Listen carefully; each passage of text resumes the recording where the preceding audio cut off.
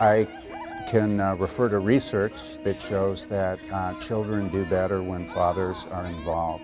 I'm actually even a little surprised that research has to tell us that. I always tell dads, you've got to be a squeaky wheel, and I tell that to moms too, but in particular with dads, they don't know their rights a lot of times. I have seen fathers fighting for their children. I have seen fathers demanding to be heard about their children, and their children need to know that their fathers want them. That's the whole point of this engagement project, is to try and change practice to where they're thinking about the father on the front end and not just rehabilitating the mother to receive the child back again.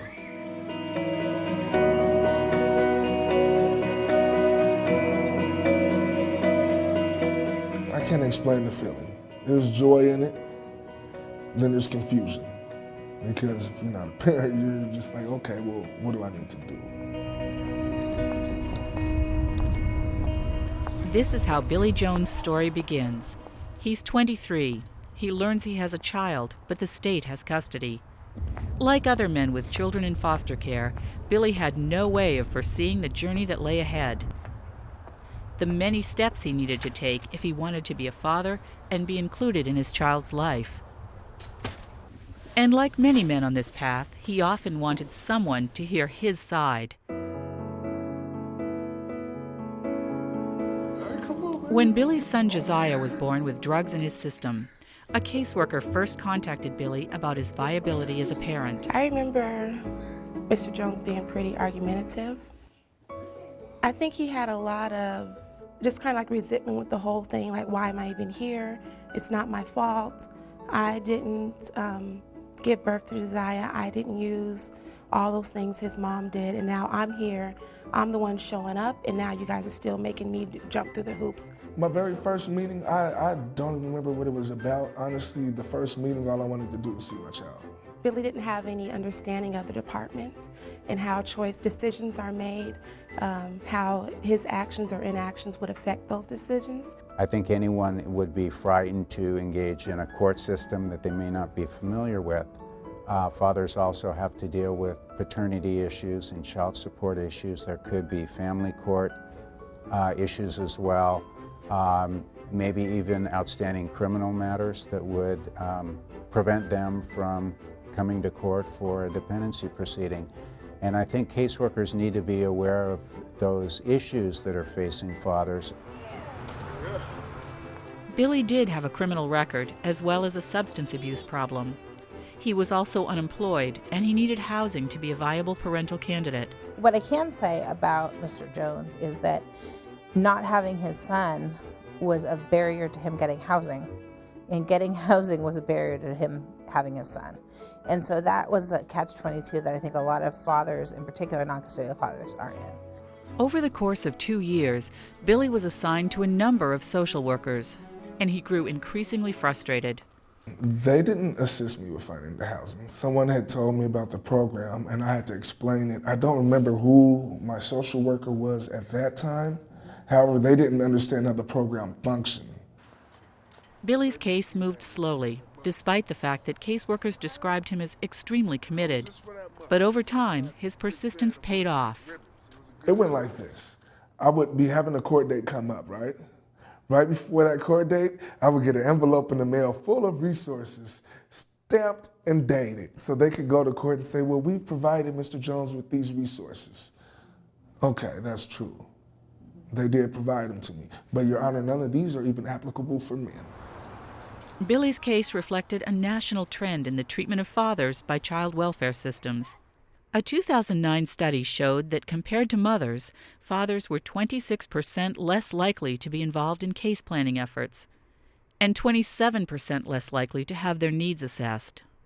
I think for a number of years, probably since the beginning, the child welfare system has been focused primarily on the mother. That there was an underlying assumption, for whatever reason, that fathers were not a parent of choice, that services were designed to serve the female half of the parenting duo, that fathers were not engaged and didn't want their kids. I have seen the opposite from my position on the bench. We will have to start thinking about how we address the father's needs in terms of parenting. And moms and dads parent differently, so all of that will have to be addressed. What is this? This isn't boogers, that's a stretch. I know, because my friends must push me down. After 2 years of involvement with the department, Josiah was placed in his father's care. You better get fast and the girls will get you. They did it. I got loose from them. Yeah? Yeah. Yeah, I think we're lucky. Yeah. The girls! He bonded to me immediately. Immediately. Even the social workers will tell you that. It shocked me. I thought things were going to be a little more difficult. Say, take a picture of this. Get a good picture. My life is better than it's ever been. Billy's story has a happy ending. He has his son, and he's going back to school, where his part-time job is helping students find social services. He hopes to become a social worker himself, because he knows that other fathers' stories end much differently than his. Everything was a lesson. And I think that it just built me in. If I didn't go through the whole process the way I went, I would not be interested in this field. I think he remotivated me to stop contemplating and just do things. Do it. Don't talk about it, do it. All right. Everybody need everything? We cool? We straight? We ready to get down? First question. How did you get to shared parenting? Things got involved like drugs and alcohol, and it got bad from there. So you wanted it to be a family unit? Yeah, right? Definitely, yeah. Were you using? Yes, at that time, yes. So you wanted a family unit and still get high? Yeah. How'd that work out for you? It didn't work out. Didn't work out. Did it work out for anybody else here? No. Huh? Didn't work out for me either. Billy also received motivation from a fatherhood engagement program like this one. It's a valuable resource to help men learn how to be viable parents. Billy's case is real unique simply because I was passing him in the hallway and heard him speaking to someone else about the actual case. And so I confronted him and, asked about the case, and he gave me in detail what was going on. Then I forwarded him to the Father Engagement Project, and at that point, we started working with Billy. He gave me a lot of confidence, and he understood exactly what I was saying. He didn't know my case at that time, but he had seen me and my child's interactions, and he heard my child say, "Daddy, I want to come home with you." He heard that with his own ears. For Billy, this chance encounter turned into an opportunity to finally tell his story and to be heard. Men who feel they're being listened to become less frustrated and more able to focus on their role in the process. Well, I think the bigger thing with the father engagement piece is to hear what the father's talking about, understand the travels that he's been through, and not so much give him that advice, but tell him how the system works. The different phases of the system, how your child gets deeper into the system, how you could be seen as a placement option for your child, and provide him with that knowledge and allow him to work with the system, and when I say the system, I mean the social worker, to come up with a plan to get his child back. I know quite a few of you. In programs such as these, men also learn that the way they present themselves could be misinterpreted, especially by a female caseworker. I think a lot of fathers might react with anger, with animosity, with frustration towards the system, and if it is not expressed in a professional way, others within the system, caseworkers, lawyers, judges, might misinterpret that behavior by the father and think, well, wait a minute, we need to explore anger management or other issues, when in fact we're just dealing with an individual that is frustrated and perhaps even frightened by the court system. There are certain men who present like they're angry. And there are certain men who are really angry, and they try to convince you that they're not so angry. In the case of Billy, it was a combination of both. If he felt that his rights were violated, his way of dealing with it was anger, and he felt justified in his anger. On the other hand, his anger wasn't as severe as it looked. Well, he just told me, keep doing what you're doing, just calm your tone of the voice. My posture sometimes, if I'm frustrated, gets super stiff and my voice gets louder. The system, I'm sorry to say, isn't designed, it's not father-friendly, period.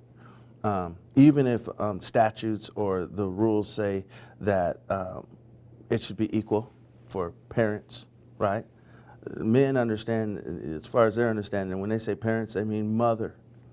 That's, the universal rule.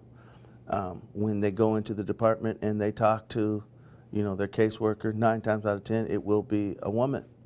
And what you found when you watch the group is that they don't deal very well with women. I mean, why would they? Number one, they don't even understand, the importance of a woman. They don't understand. They don't understand what's a proper relationship with a woman. So it's not just their girlfriends or their wives that they got a problem with. They got a problem with the caseworker too, if she's a woman. Now, does this make them bad? No, it just makes them uneducated. Well, I don't think people are talking about dependency at the barbershop and where men hang out. I don't think they're talking about it at the ballpark or the bar or the racetrack or down at the park shooting hoops or the places where guys hang out. I don't think people are talking about their CPS case. And so I think that that's part of the problem, is that men don't talk to each other about what's going on with their families the way that women do.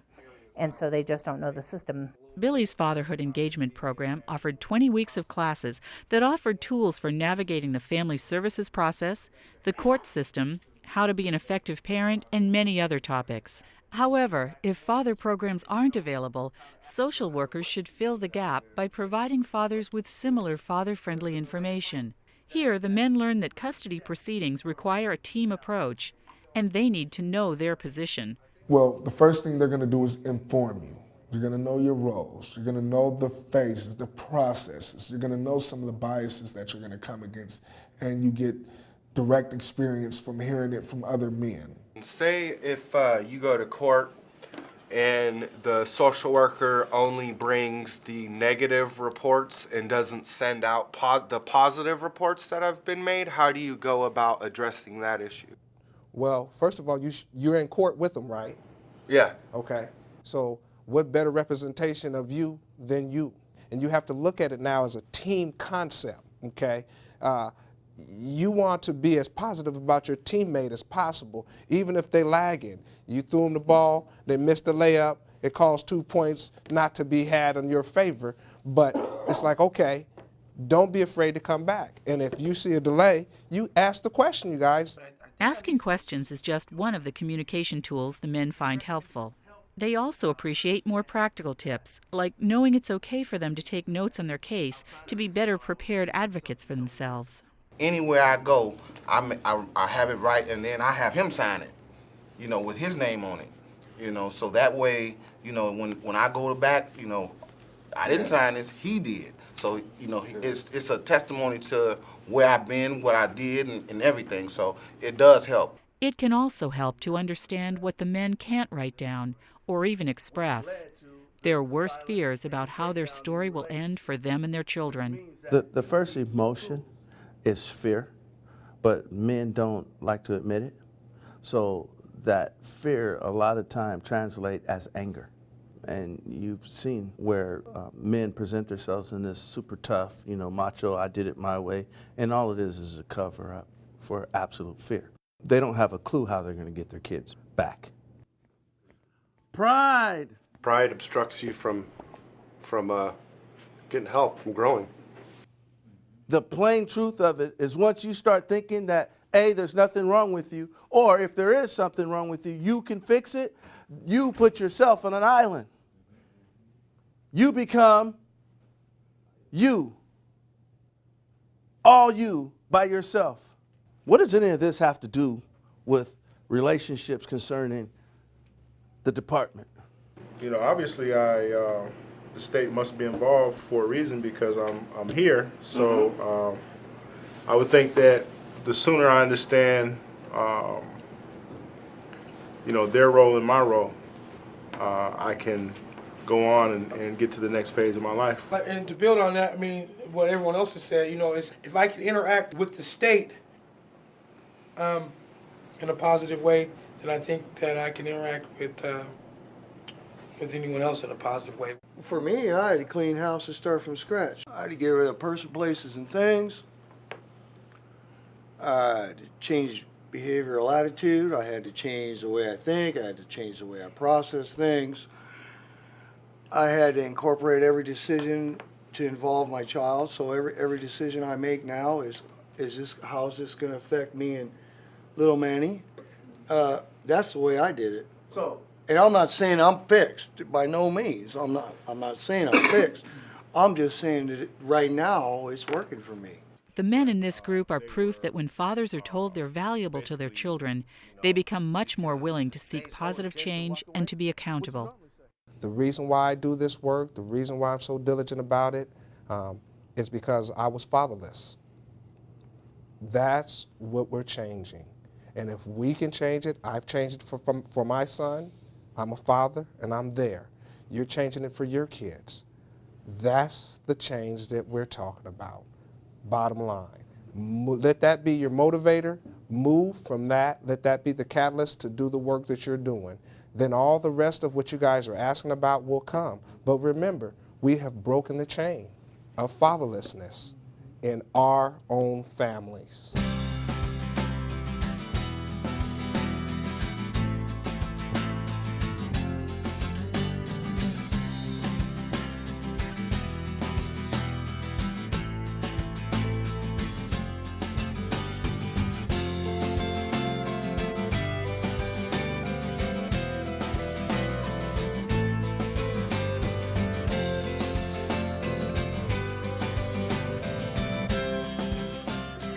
Research also indicates that cases don't take as long to be resolved, that when the fathers are involved, children spend less time in foster care. When fathers are involved, there's lower rates of re-entry into the system after reunification occurs. So all of this tells us that yes, it's not only the right thing to do, it's legally required to involve fathers, but it's truly in the best interest of the child. It's a factor that we assume that women are, naturally good mothers. We just assume that they have mothering instincts that, even if she's a crackhead, she's, probably a good mother, but just has some drug issues. But the father automatically gets this tag of being incompetent, that he needs, parenting classes, he needs domestic violence, and if he's raised his voice ever at a CPS worker, he also needs, anger management. To that degree, I think we need to chuck the whole system. I think we need to chuck the whole ideal of being able to assess an individual based on, how they're presenting herself under duress. The contradiction is, I think as a social worker, it's important to know that I'm not assessing somebody's ability to communicate with me or to do it respectfully or to be pleasant. That's not my job. My job is to assess safety and risk. So when people do talk to me in a way that I do not appreciate, I try to listen beyond their words and really hear what they're saying. I think that social workers need more resources about how to engage and where to engage and when to engage with fathers. A lot of what we're doing as social workers is identifying a source where things can go, and there's not as many resources for fathers as there are for mothers. It's extremely important to engage fathers because children have fathers. They're not here, they don't get here just with a mother. And when we ignore father, we ignore that relationship, then we ignore paternal grandparents, paternal aunts, cousins, fictive kins. We just cut the child in half, really. And that's just, it's not okay to do. The social worker is the first line of finding out who the father is. So we need to figure out faster ways of identifying who the fathers are and making sure that their families are involved in this whole process. And researchers believe that early identification of the father is key. In one study, researchers found that when fathers were identified and located in the first 30 days, 80% were contacted by a social worker. But when fathers were identified more than 30 days after the case was opened, only 13% were contacted. The study also noted that simply contacting fathers is unlikely to affect outcomes for children. Contact should support fathers' engagement or re-engagement in their children's lives. As we move into a world where the social workers are not viewed as the bad guys come to take the kids away, but as a resource brought to a family to help them keep their children safe and whole, then a part of that is recognizing the entire family. And social workers need to know that skill from the beginning. It makes all of our jobs easier. That team approach is a beautiful analogy, and it really is kind of I think the heart of the dependency court process system. Ideally, it has a common goal, not of plaintiff versus defendant or one side versus another, but everyone working together to identify a suitable plan for the children. If we don't do something about how we perceive men immediately, the kids are going to suffer more dramatically, because in this day and age it would appear that our kids are missing something. They're missing something. And I'm not saying that mothers are bad. I'm not saying that at all. What I'm saying is that men are more valuable than I think, and this isn't a department thing. I think this is a worldview thing, especially an American thing, that men are more important than we're given credit for, you know. And so I think the department has a chance to really be trendsetters when it comes to raising the bar for men and bringing them to a level of prominence.